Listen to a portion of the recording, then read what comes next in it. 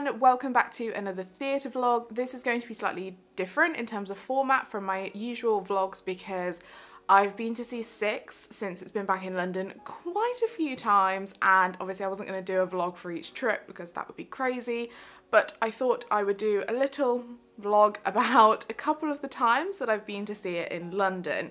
So towards the start of September, I was invited to the gala night, which was very exciting. I'm obviously very grateful that they invited me and that I could go along because, as you know, I love this show. So I've got some bits of footage from the gala night that I obviously wanted to share with you, and also another night that I went to see it, there was a Q&A that happened afterwards, and I really wanted to share that footage with you because I know some people love seeing things like that, like post-show Q&As, and it just kind of worked out really perfectly that I'd booked to see it with a friend of mine anyway that night, and the Q&A was happening as well. So I'll show you the footage from the gala night, and then I'll jump back and I'll talk about the gala night, and then we'll go into the Q&A section, and then I'll chat about that show as well, and hopefully everything will make sense. I will find out in the edit. So yeah, enjoy some of the footage that I got from the gala night.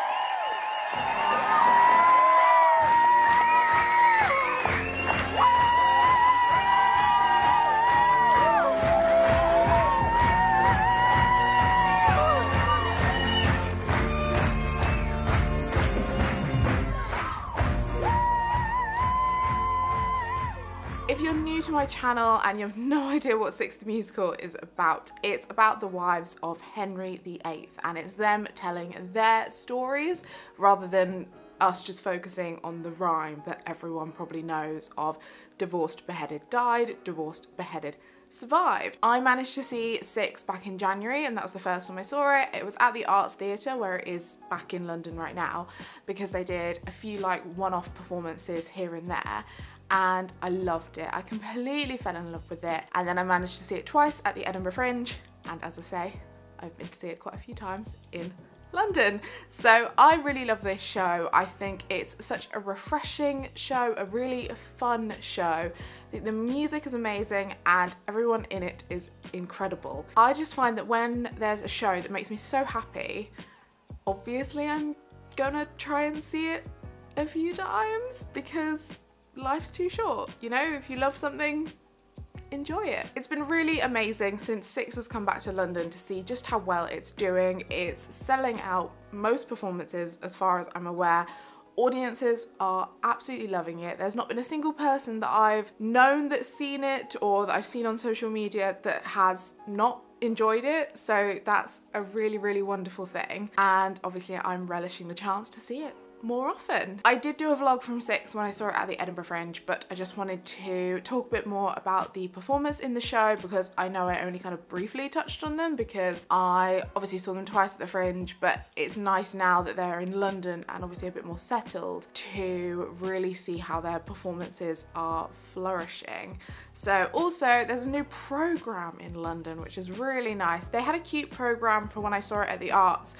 They adopted the same programme for the Fringe, which was really nice because not many people have programs at the Fringe. But this is the London, and I think for the rest of the like UK tour dates they're doing after London, this is the little program. So it's much smaller. The other one was sort of like A4 size, so it probably came more like up to here, but this is smaller and packed with more info. So it's the purple Six on the front and it's got like the faux signatures of the queens, which is super cute, and this is the back of the programme, so very dramatic. And you probably can't, maybe you can read it. The cast recording from the, well, the studio recording from the original London cast is now on Spotify, iTunes, Amazon, most music places. So it's a really lovely programme. Now I might do a little flick through of it so you can see it properly. It's got more information about the show. It didn't have really any information about the show, as in like the development of the show beforehand. It's got information on all of the queens, which is super fun. Like, so actually the queens, which is super duper fun. Obviously cast list and creatives and everything, bios about who is in the show, who wrote the show, who directed the show, who choreographed the show, who made the costumes, you know, everyone involved. It's just a really lovely little programme, so I really, really enjoy it. Super good value for money considering what most West End programmes cost nowadays. In my previous Six vlogs, I've banged on about how amazing I think the writing is, and if you didn't see it, I've actually done a video with the writers of the show, Toby Marlowe and Lucy Moss. I did an interview with them while I was up at the Edinburgh Fringe, and that just recently went on my channel. So if you want to learn more about the show itself and like how they started writing it, where they want to see it go in the future, their inspirations, blah, blah, blah, there's a whole video on that. I'm really proud of it. So if you want to go and give it some love, I would really appreciate that. But anyway, now I'm gonna really like focus on the performances because I'm obsessed. I'm so obsessed with this show. It is insane. So with the queens of Six the musical, it's really amazing because it all feels like they have their own styles, and even though obviously some of the queens have the same kind of central point in their relationship with Henry VIII, that doesn't necessarily mean that their songs are similar, which could have easily been the case. The music styles are really unique to each queen and I absolutely love that. So we kick off the show with Catherine of Aragon, who is played by Janea Richard Knoll, and her song is like so fierce and sassy, and the show starts off with them as a group and then it splits up into individuals, a bit of context. So yeah, it starts off with her song and it's such a good one to start off the show with because it's really powerful, it's really sassy, it's called No Way, and it's very like Beyonce style sound. So that is such a good one to like kick off the show. You couldn't really start it off with a ballad. Well, you could start it off with a ballad, but it might not set the tone as well. So yeah, that's just so powerful. She plays it so well. Catherine of Aragon, like, she had to go through so much in her relationship with Henry, because I think the amount of time that she was with Henry, that really plays across well in her song, and like how fed up and just disgruntled she is about the whole situation. And I think Janea plays that beautifully and she hits that top C, so you know. I'm so cringe. Next up we've got Anne Boleyn, played by Millie O'Connell, and she is without a doubt like the funniest queen. She definitely gets all of the jokes and plays them so well, and her facial expressions. I mean, if you haven't seen Six already, when you see it, just keep an eye on Millie, because the facial expressions that she pulls have me absolutely losing my head. I was gonna say dying, and then I changed it. Her song is very sort of pop princess, well, not princess, queen. It's almost one of those songs that kind of grates on you, but you still really love it. It's that sort of tone, that kind of annoying teenager-esque sound, but it does suit that Anne Boleyn that they've written in the show, and with her cheek and just everything. That song is so catchy as well, and as I say, just hilarious. The next song in the show I absolutely adore, because it's such a nice little like break in the show in a sense, because we've got Natalie Paris who plays Jane Seymour, who obviously dies, and you're probably not gonna have a really jolly happy song from the wife who does die of natural causes, but she's got such a power ballad, and it is a nice, a little bit of a rest in the show, because from the start to this point you're bopping around, you're dancing in your seat, and you need that sort of like little bit of a break and be like, ooh, and relax, and she sings the crap out of it. It's amazing. It's very sort of Adele-esque. I mean, that must be so like scary to have to sing, but she pulls it off and sounds amazing. And it's really great because Natalie is one of the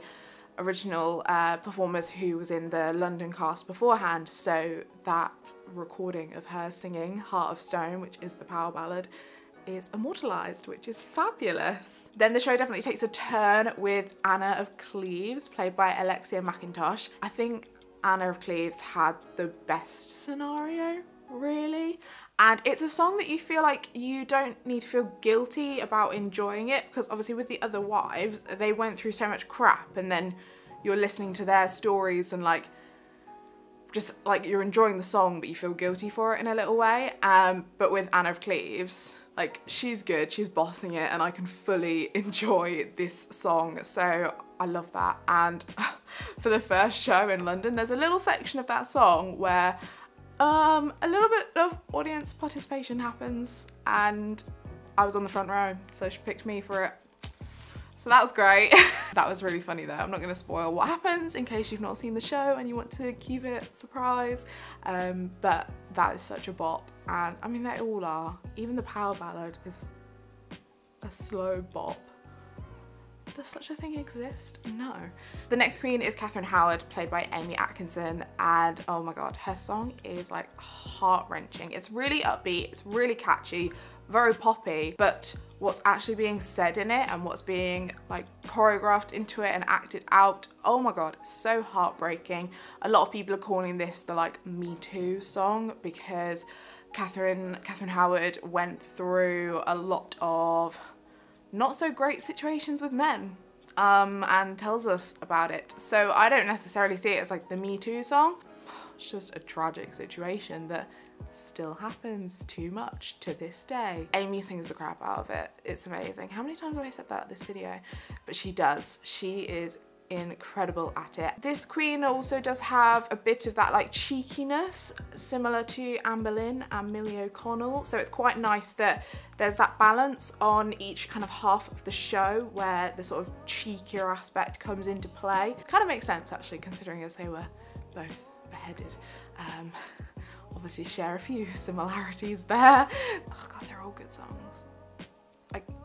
Yeah, they're all amazing. And the final queen, the surviving queen, Catherine Parr, is played by Maya Kwanzaa-Breed, and I'm obsessed with her voice. It is amazing, and I love her song because it's so empowering. Her song is called I Don't Need Your Love, and oh my god, it's just so powerful. I love how it builds. If you've listened to the album, you'll get what I mean. It really builds up and she gets into it, and then, okay, I need to tell you some context. So the song is about her writing a letter to the guy that she was seeing before Henry VIII came into the picture. So she's writing the letter to this guy to say like she can't be with him anymore, and obviously she's gutted.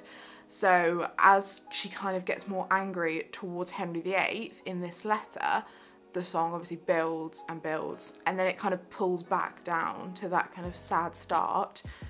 kind of goes from like ballad to bop and back. And she just does it with such ease, like that pulling back and then going like straight back into it, into the power of it again. And I'm obsessed. Also, something that I didn't really talk about the last time I did a 6 vlog is the costume design, which I am just continually obsessed with. So Gabriella Slade, I believe her name is. Yeah, Gabriella Slade designed the costumes and I'm obsessed and I really enjoy it. It's quite a simple thing. I don't think looking face value at it you'd really notice, but each of the queens have their own little colours and styles and influences, and I just love that. It's really satisfying. Also, Alexia, who plays Anna of Cleves, she got a new costume about a week into the London run, and it fits her character's vibe a lot more now, so that's really fun as well. Another thing I think I forgot to mention is the choreography, or at least if I mentioned it I didn't go into too much detail. I love it. The Arts Theatre stage is not massive. They had obviously a bit more room in Edinburgh, but it was a different kind of stage layout. I'm watching now more the choreography like when I can, because obviously now I've seen the show a few times. It's nice to kind of focus on some different things each time, and I just love it. I think it's so clever, and it's by Carrie-Anne Ingraw. I hope I'm saying that surname correctly. She is the Associate Artistic Director of Zoo Nation Dance Company, and I feel like she's got some association with Hamilton at the moment. So that's my ramblings from the gala night. Obviously the audience loved it. They were super pumped. It was great. Some of the producers of the show came and said hello to me beforehand, called me a legend. Totes chill. It's casual, you know. So that was the gala night, and now we're gonna jump into another night that I saw 6. I'll show you the end performance all again, because who doesn't love the ending of the show? It's so fab. And the Q&A footage, and then I'll quickly jump back to wrap up the vlog.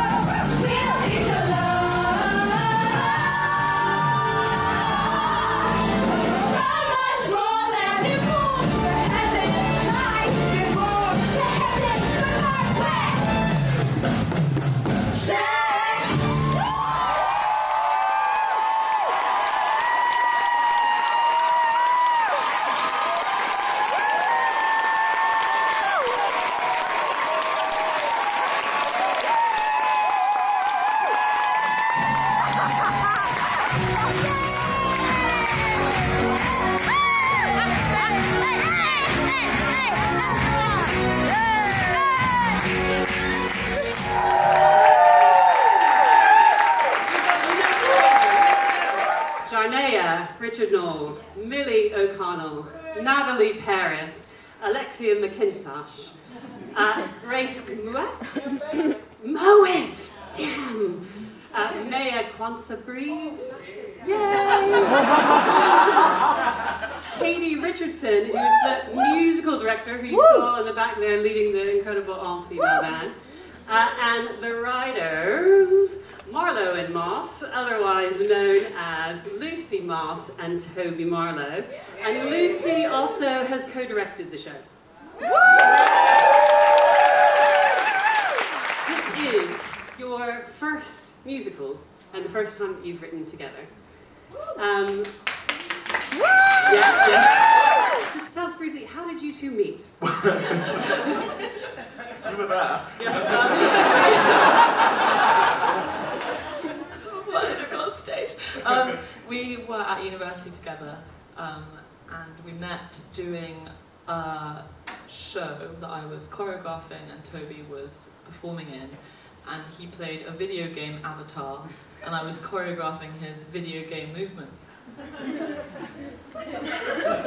Several other videos, but we didn't win anything, unfortunately. And growing up, had either of you individually dreamed about writing musical theatre? Nothing like this at all, but I don't know, because I sort of came to uni wanting to be like a songwriting kind of person for other people, and then I wrote a bit of like music for random plays and stuff at uni, and you haven't really done any writing. No, I had no idea, but I hadn't written, this is the first thing I've ever written ever, and so it was... This is the first thing you've written ever? Yeah, but I've done kind of a lot of like directing like new writing, so I'd worked with new writing a lot, and then Toby basically suggested that I should write it, and I was like, oh, I couldn't possibly, I'm not a writer. And he was like, no, you should go for it. This show premiered at Edinburgh Fringe last year in an amateur production from the Cambridge University Musical Theatre Society, right? And you guys were asked to write this show for the slot. So you actually first got together to even discuss doing it in January 2017, right? There's a great piece in the program that then you detail that at that meeting, in addition to thinking, what the heck are we going to do, you created a manifesto. Yeah, right? It's actually so embarrassing, but it's like the most grand thing. We're like, we're going to revolutionize theatre. Oh my god, it's like, I don't know. For people who've never written anything ever, it's really, really over the top. But basically it was because we knew that it was going to be about the Six Wives of Henry VIII as a pop concert. That had kind of come to Toby in a vision in a poetry class, so we knew the sort of... and we kind of had no idea whether there were going to be other characters, how long it, like, how much we were going to spend with each queen. We basically didn't really know whether we were going to do a kind of serial kind of going through them like we do in the show now. But we knew that before we'd even come to that, to the idea of the Six Wives as a pop group, we talked a lot about what we wanted to write and why we wanted to write stuff, and so much of it was basically born out of conversations we'd had just as friends about how frustrating it is in musical theatre and in theatre in general that so many of the meaty parts, we had so many amazing female friends who were brilliant musical theatre performers at university, but who were always stuck with really boring parts because basically all musical theatre parts of women suck. No, I'm joking. Yeah, so we basically we knew that we wanted to write some like funny, meaty parts for all the women that we knew who were amazing at university. Fantastic. Fantastic. Okay, so I won't go through all of them because, funnily enough, there are 6 points to the manifesto, handily, and there's some good ones, really good ones, but a lot about just what you're saying, you know, female power and interesting female parts, and doing it in a pop concert genre. Okay, so then fast forward to Edinburgh. You did it last year. You then brought the show here to the Arts Theatre. Had a few showcase dates. December, January. You had to have extra ones because every single one sold out. And then, was it then that you knew you had something really interesting? There hasn't really been a moment when it's like, oh, like now we know this show's a thing, because it's all just like we literally we never imagined that anything would ever happen with it beyond taking it as this like student production to the Fringe with like our friends basically. Mm-hmm. And so then like when Andy came to see it and Wendy came to see it at the Fringe, and then George and Kenny came, who were some of the other producers who came to see it in Cambridge for like the home run. And then like a week later we were like having this meeting and they were like, we want to put these showcases on, we're going to be huge, and like all this stuff. Because they're actually all from New York, it's in fact all from New York. But no, they're not, they're very British. Like, and then here they are, shout out. But yeah, and so because the showcases were this like huge step beyond anything we'd ever imagined, and then then this tour sort of came about. Everything since then has been beyond anything we could ever imagine.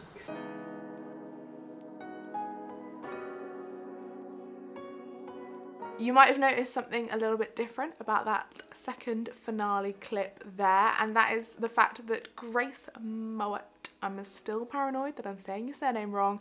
Grace is the super swing of Six the Musical, and for that performance she was on as Catherine Howard, and this is now the second Queen that I've seen her play. I saw her play Jane Seymour up in Edinburgh, and so when I knew that she was going to be on for Catherine Howard, I obviously booked a ticket. Also a friend from Canada, well, she's a friend from here, but she's moved out to Canada, and now she was back, and I wanted to take her to C6, so that worked out perfectly. And then obviously, as I mentioned, the Q&A was happening as well. So yeah, I got to see Grace as another Queen, and I am just blown away by her talent. I cannot wrap my head around, for any swing in any show, I cannot fathom the thought of having all of those tracks and harmonies and songs in your brain. It's like that line that Lavender has in Matilda about all the brains like squishing out of your eyes or something. Like I can't even imagine it. Especially with a show like Six, because in the way that the show is, once a Queen has had their sort of like main number, they are then obviously sort of the ensemble for all the other Queens' numbers. So even though the movements are very similar, they're also not, because everyone's going in a different direction. So for Grace to have that all just in her head, I just can't cope. And it's really wonderful to hear her take on these songs as well. Obviously, as I've mentioned, they're all kind of very different songs. So to hear her do them, especially going from seeing her Jane Seymour, which is obviously a ballad, to Catherine Howard's song, which is, oh God, I'm just obsessed. Yeah, I'm blown away. Grace, you're amazing, and I can't cope with your talent. It's ridiculous. And then there was the Q&A afterwards, which was super fun. I've actually been to a couple of Q&As at the Arts now. Stage Faves, who were running it, they do that quite a lot actually. Kudos to them, because I remember when I was over in New York, that's the one thing that I thought about a lot, because I went into a SpongeBob Q&A, I think. Yeah, it was SpongeBob. And I was like, oh, there needs to be like these over in London, because we don't really have them that often. I think Stage Faves are one of the few where it's actually open to anyone in the audience that can come and like stay after the show. But anyway, yeah, it was super duper fun to obviously hear more about the show from the writers and obviously all the Queens. And I love learning more about shows beyond what we just see on the stage. So I really enjoyed that. It was a fab Q&A. I have been talking for ages, so I'm gonna wrap up this vlog now. I really hope you've enjoyed it, a bit of like a Mega 6 vlog. Do give it a thumbs up if you have, and obviously if you've been to see Six the Musical either here in London or elsewhere, please do let me know in the comments below, because I'd love to know your thoughts on the show. If you're new to my channel and you've enjoyed this video, please do subscribe, because I make quite a lot of theatre content. So if you like theatre, hopefully you'll like my channel. I hope you're all doing really well, and I will see you in my next video. Bye!